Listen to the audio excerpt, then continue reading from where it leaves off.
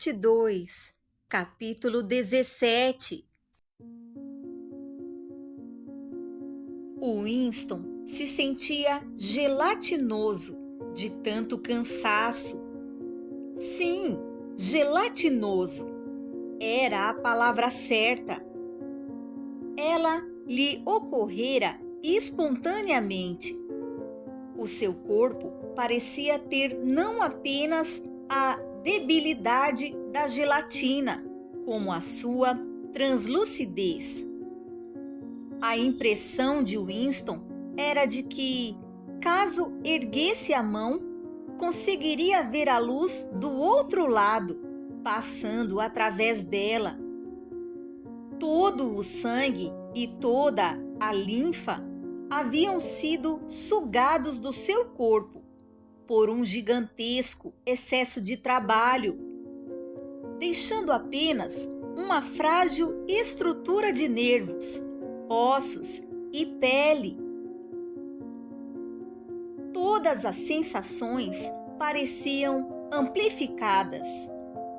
O macacão roçava nos ombros.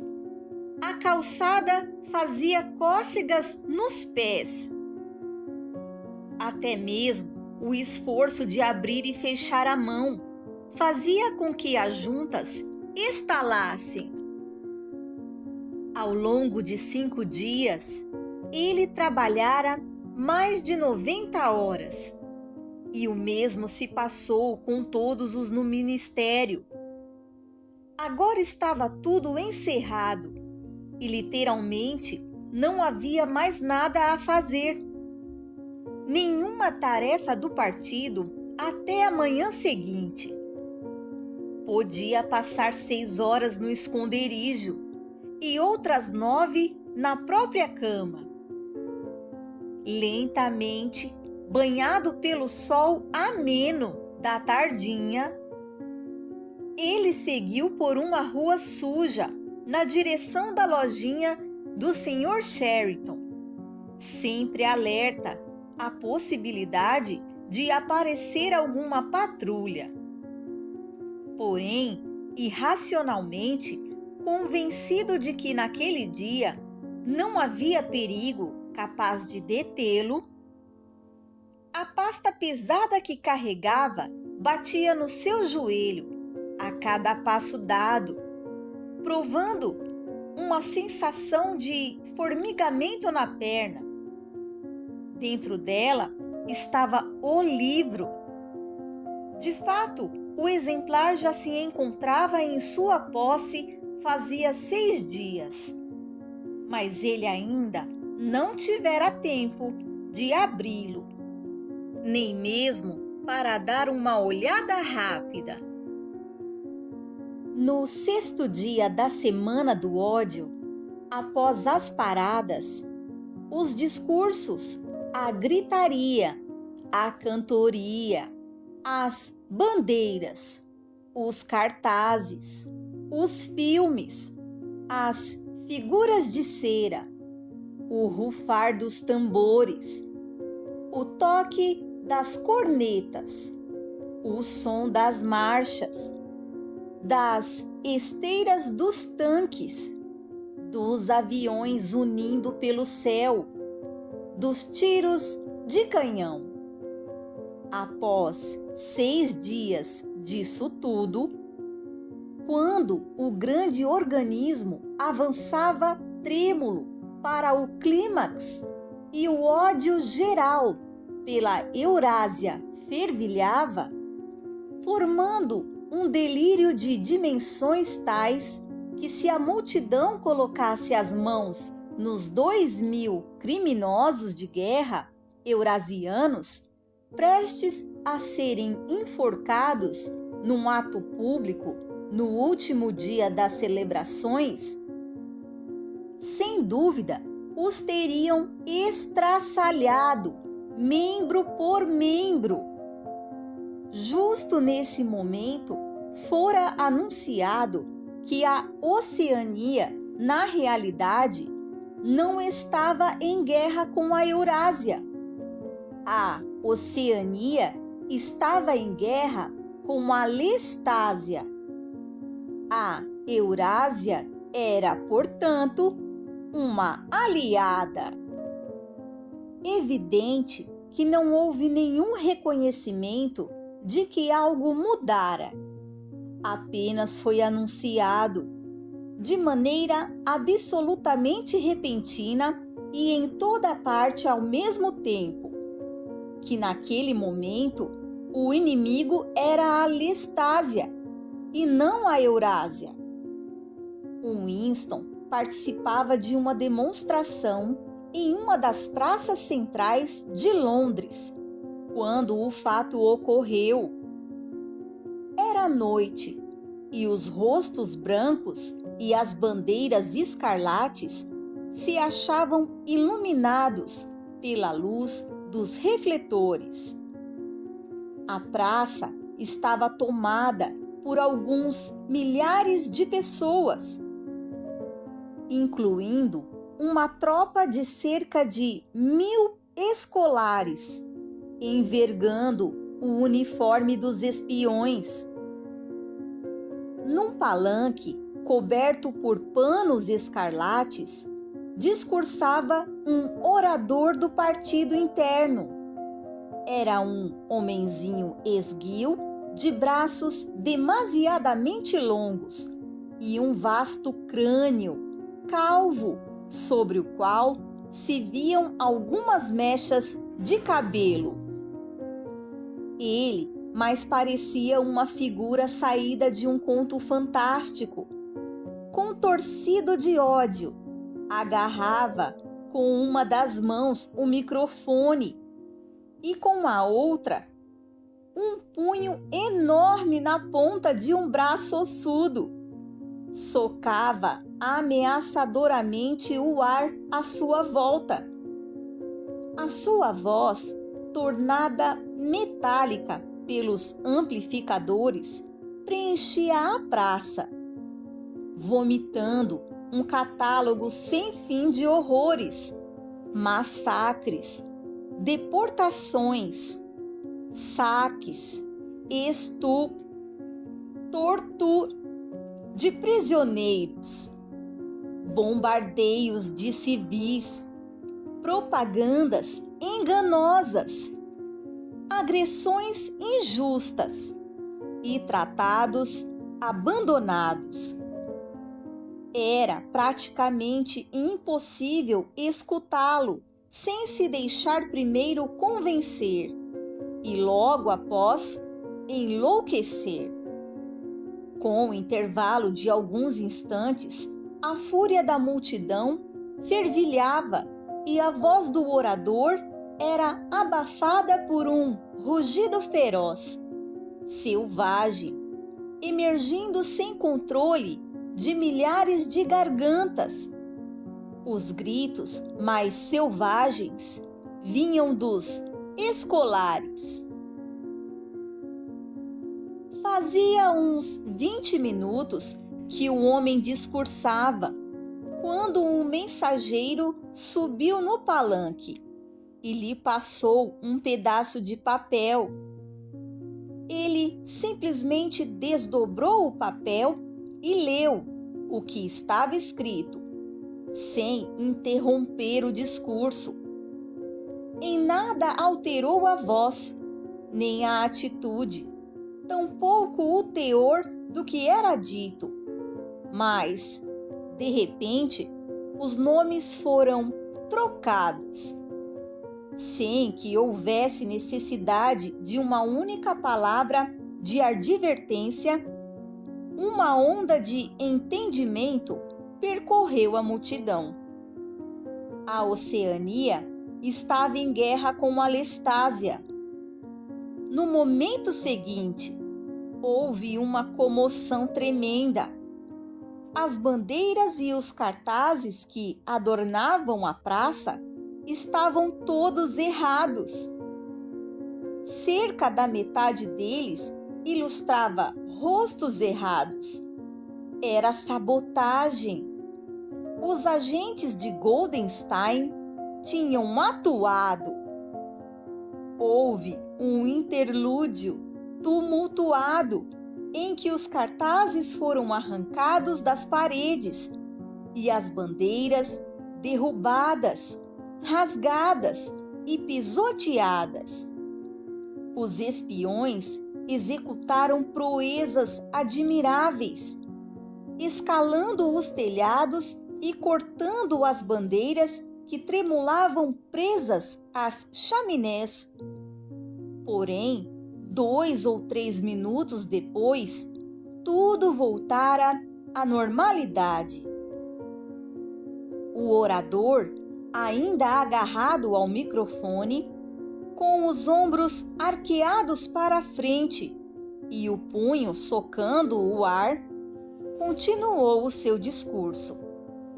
Dali a pouco, mais de 1 minuto, os urros ferozes da multidão voltaram a ecoar.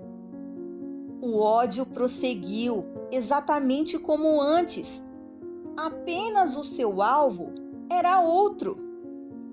Em retrospecto, a coisa que mais impressionou Winston foi o fato de o orador haver trocado o sentido do seu discurso bem no meio de uma frase, e não apenas sem pausa, como sem rompimento da síntese.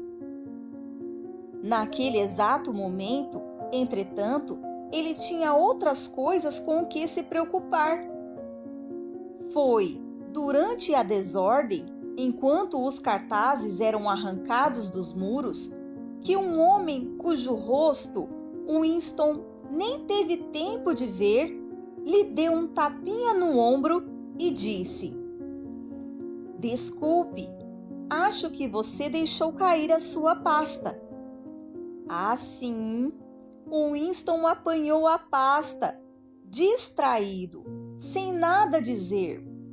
Sabia que seria necessário esperar alguns dias para ter a oportunidade de dar uma olhada no seu conteúdo.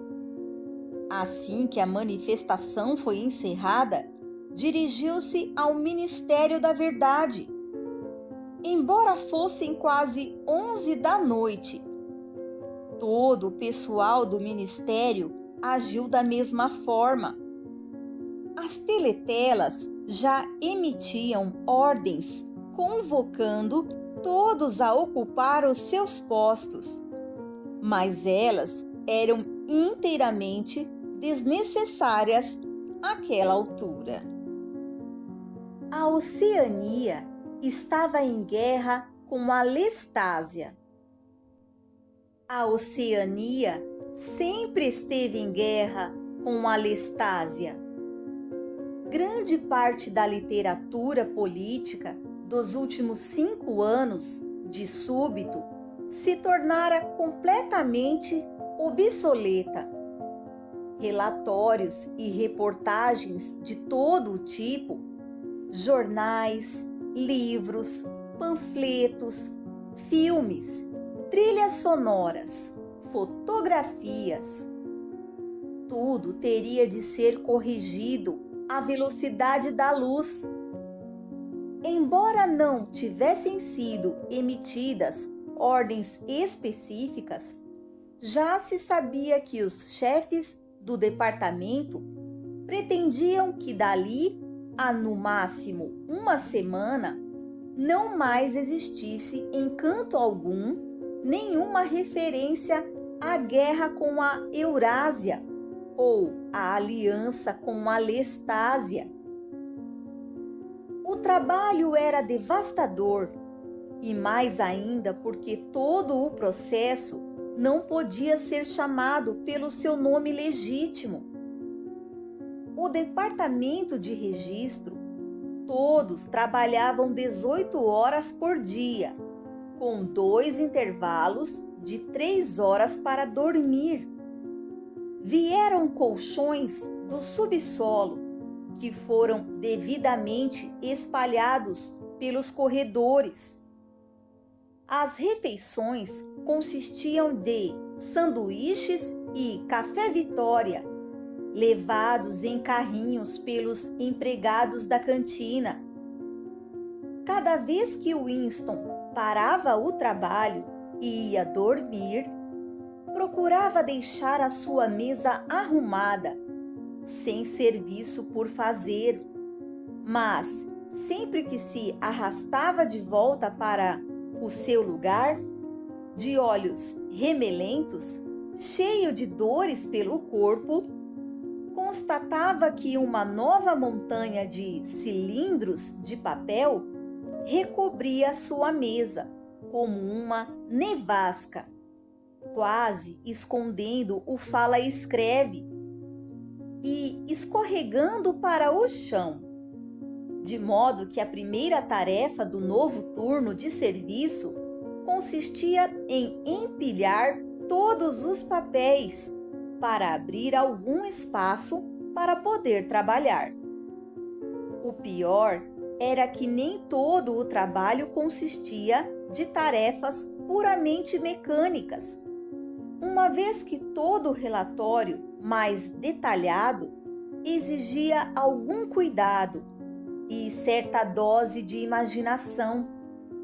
Mesmo o conhecimento geográfico necessário para transferir a guerra de uma parte a outra do mundo não era nada trivial. Lá, pelo terceiro dia, os seus olhos doíam de forma insuportável e se fazia necessário limpar as lentes dos óculos a cada poucos minutos. Era como se ele batalhasse contra uma missão física esmagadora, algo que até poderia se recusar a fazer, mas que ainda assim tinha uma ânsia neurótica por realizar. Tanto quanto era capaz de lembrar, não o incomodava o fato de que cada palavra murmurada no fala-escreve ser uma mentira cínica, assim como cada rabisco de seu lápis-tinta. Estava tão ansioso quanto os demais funcionários do departamento para que a falsificação ficasse perfeita. Na manhã do sexto dia, a chuva de cilindros de papel havia amainado. Durante meia hora, nada saiu do tubo pneumático. Então, surgiu um cilindro e depois mais nada. Ao mesmo tempo, todo o trabalho ia sendo reduzido em toda a parte. Embora oculto, um profundo suspiro percorreu todo o departamento. Ali se encerrava uma proeza extraordinária, um feito que jamais poderia ser mencionado. Agora, nenhum ser humano poderia comprovar com uma evidência documental que algum dia a Oceania estivera em guerra com a Eurásia.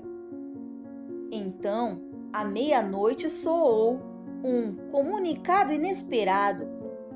Todos os funcionários do ministério estavam de folga até a manhã seguinte. O Winston, ainda carregando a pasta que continha o livro, que estivera sempre entre as suas pernas enquanto trabalhava e debaixo do corpo enquanto dormia, foi para a casa, fez a barba e quase dormiu no banho, embora a água estivesse somente um pouco mais do que morna. Com uma espécie de estalo voluptuoso nas juntas, Winston subiu a escada da loja do Sr. Sherrington. Estava bem cansado, é verdade, mas já não tinha mais sono. Abriu a janela, acendeu o pequeno fogareiro a óleo e pôs uma panela com água no fogo para o café. Júlia estava para chegar. Até lá, ele tinha o livro. Acomodou-se na poltrona esfarrapada e abriu a pasta.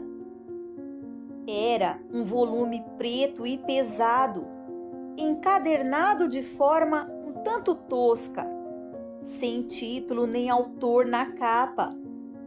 A impressão também parecia ligeiramente irregular. As páginas estavam gastas nas bordas e se soltavam com facilidade, como se o exemplar tivesse passado por muitas mãos. Na folha de rosto constavam as seguintes informações: teoria e prática do coletivismo oligárquico por Emanuel Goldenstein. Winston logo começou a ler. Capítulo 1: Ignorância é força. Desde que a história humana começou a ser registrada, e provavelmente desde o fim do Neolítico, podemos distinguir 3 tipos de pessoas no mundo: as altas, as médias e as baixas. Tais pessoas, por sua vez, se subdividiram de diversas maneiras. Responderam por um número incontável de nomes e títulos, e o seu número total relativo, bem como a sua atitude umas para com as outras, variaram de acordo com as eras. Não obstante, a estrutura essencial da sociedade jamais foi alterada, mesmo após enormes comoções e transformações aparentemente irrevogáveis. O mesmo padrão sempre voltou a se firmar, da mesma forma que um giroscópio em movimento sempre retorna ao equilíbrio, por mais que seja empurrado nesta ou naquela direção. Ora, sabe-se que os objetivos desses 3 grupos são inteiramente irreconciliáveis. Winston interrompeu a leitura, sobretudo para poder apreciar o fato de que estava lendo em conforto e segurança. Encontrava-se inteiramente só. Nada de teletela, nada de ouvido no buraco da fechadura, nada de impulso nervoso de espiar por cima do ombro ou de tapar a página com a mão. O ar doce do verão acariciava com suavidade a sua face. De algum canto distante chegavam gritos de crianças meio abafados. No quarto em si não havia ruído algum, além da voz de inseto do relógio. Ele se acomodou ainda mais fundo na poltrona e apoiou os pés na guarda da lareira. Aquilo sim era felicidade, era eternidade. De repente, como às vezes fazemos com um livro que temos certeza de que iremos ler e reler palavra por palavra, abriu-o numa página diferente e percebeu que se encontrava no capítulo 3. Então, prosseguiu a leitura. Capítulo 3: Guerra é paz.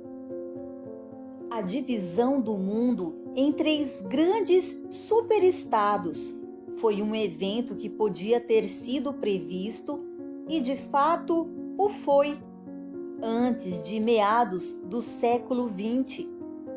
Com a absorção da Europa pela Rússia e do Império Britânico pelos Estados Unidos. Foram constituídas duas das três potências do nosso tempo, a Eurásia e a Oceania.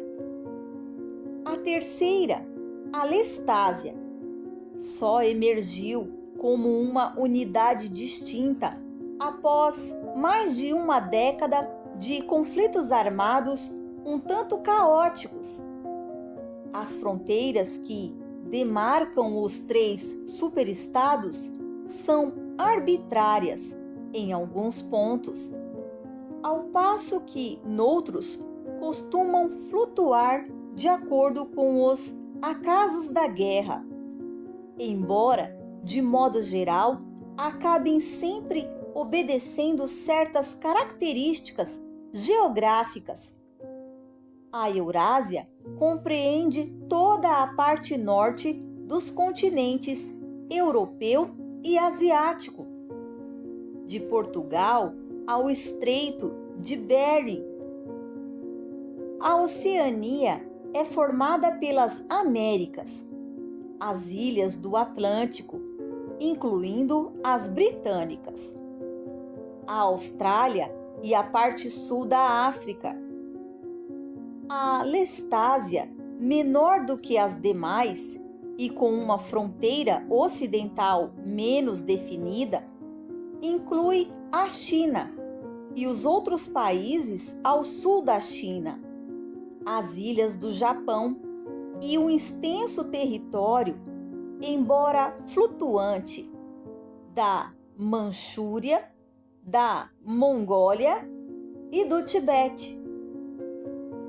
Por via de alianças variáveis, esses três superestados estão em guerra permanentemente, ou pelo menos tem sido assim nos últimos 25 anos. A guerra em si, no entanto, já não é confronto desesperado, devastador, que era nas primeiras décadas do século XX. É um embate de objetivos limitados entre combatentes que não têm como destruir um ao outro, carecem de motivos reais para lutar e não estão separados por nenhuma diferença ideológica genuína. Isso não significa que as operações de guerra ou a atitude predominante em relação a ela tenham se tornado mais cordiais ou menos sanguinárias. Pelo contrário, a histeria de guerra é contínua e universal em todos os países, de modo que atos como estupro, saques, assassinato de crianças, escravidão de populações inteiras e represálias contra prisioneiros, que chegam a ser jogados em água fervente ou enterrados vivos, são considerados normais e, quando cometidos por tropas aliadas, até mesmo meritórios. Materialmente, porém, a guerra envolve um número bem pequeno de cidadãos, em geral, especialistas, muito bem treinados, e causa relativamente poucas baixas. O combate, quando há combate, é travado em fronteiras imprecisas, cuja localização exata o homem comum só pode tentar adivinhar, ou em torno das fortalezas flutuantes, que guardam pontos estratégicos das rotas marítimas. Nos centros de civilização, a guerra não significa nada, além de constante escassez de mercadorias para o consumo e, por vezes, da explosão de uma bomba-foguete, capaz de provocar algumas dezenas de mortes. A realidade é que as características da guerra se modificaram. Para ser mais exato, o que mudou foi a ordem de importância das razões pelas quais se fazem guerras. Motivos que até certo ponto já estavam presentes nas grandes guerras do início do século XX. Tornaram-se dominantes e hoje são conscientemente reconhecidos e levados em consideração. Para entender a natureza da guerra no nosso tempo, pois apesar dos reagrupamentos de alianças que ocorrem a cada poucos anos, ainda se trata da mesma guerra. É preciso compreender, antes de mais nada, que é impossível que ela seja decisiva. Nenhum dos três superestados poderia ser vencido em definitivo, nem mesmo pelos dois outros juntos. O equilíbrio de poder é muito grande e as suas defesas naturais são formidáveis. A Eurásia é guardada pelas suas vastas massas de terra, a Oceania pela imensidão azul do Atlântico e do Pacífico, e a Lestásia pela fecundidade e capacidade industrial dos seus habitantes. Em segundo lugar, já não existe, no sentido material, nada pelo que vale a pena lutar. Com o estabelecimento de economias autossustentáveis, nas quais a produção e o consumo calibram-se reciprocamente, a disputa por novos mercados, um dos principais ingredientes de guerras pregressas, chegou ao fim. A competição desenfreada por matérias-primas simplesmente deixou de ser uma questão de vida ou morte. Cada um dos três superestados é tão vasto que possui em seu próprio território quase todas as matérias-primas de que necessita. Na medida em que a guerra ainda tem um objetivo econômico direto, trata-se de um embate pela mão de obra. Entre as fronteiras dos superestados e sem pertencer permanentemente a nenhum dos três, há um tosco quadrilátero cujos ângulos localizam-se em Tanger, Brazzaville, Darwin e Hong Kong, contendo dentro dos seus limites cerca de 1/5 da população terrestre. É pelo domínio dessas regiões tão densamente povoadas, bem como da calota de gelo do Polo Norte, que as três potências guerreiem sem cessar. Na prática, nenhuma delas jamais chegou a controlar a totalidade da área em disputa. Partes de tal área estão constantemente trocando de mãos, e é justamente pela possibilidade de conquistar este ou aquele fragmento de terra, através de um ato súbito de traição, que as alianças são feitas e desfeitas sem cessar. Todos os territórios em disputa contêm valiosos minerais, sendo que alguns produzem bens agrícolas importantes, como a borracha. Nos climas frios, se faz necessário produzir borracha sintética por meio de técnicas relativamente caras. Acima de tudo, porém, eles contêm uma reserva infindável de mão de obra barata.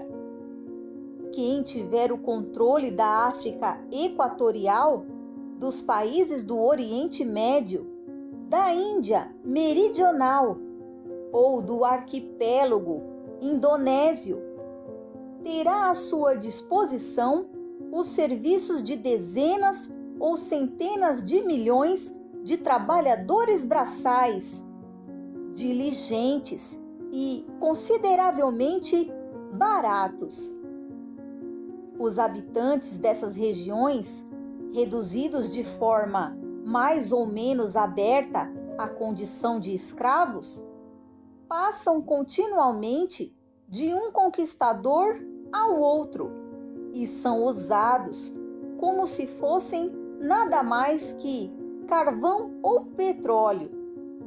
Na corrida para fabricar mais armamentos e conquistar mais territórios, o que por sua vez irá possibilitar o controle de uma força de trabalho ainda maior, para fabricar ainda mais armamentos e conquistar ainda mais territórios, e assim por diante, em um ciclo sem fim. Vale destacar que as batalhas jamais chegam a ultrapassar os limites das áreas em disputa. As fronteiras da Eurásia oscilam entre a bacia do Congo e o litoral norte do Mediterrâneo. As ilhas do Oceano Índico e do Pacífico estão constantemente sendo conquistadas e reconquistadas pela Oceania ou pela Lestásia. Na Mongólia, a fronteira entre a Eurásia e a Lestásia está em permanente instabilidade. Em torno do polo, as três potências afirmam ter direito a imensos territórios que são, na realidade, largamente desabitados e inexplorados. Mas o equilíbrio de poder se manter sempre mais ou menos na mesma e os territórios que formam o núcleo de cada superestado permanecem sempre inviolados. Além disso, o trabalho dos povos explorados que vivem nas proximidades da linha do Equador não é realmente essencial para a economia mundial. Eles nada acrescentam à riqueza do mundo, uma vez que tudo o que produzem é usado para fins de guerra. E o grande objetivo de uma guerra é sempre estar em uma posição mais vantajosa para travar a próxima guerra. O trabalho das populações escravizadas permite que o ritmo da guerra contínua seja cada vez mais acelerado. Todavia, se elas não existissem, não haveria mudanças essenciais na estrutura da sociedade mundial, tampouco no processo pela qual ela se mantém como está.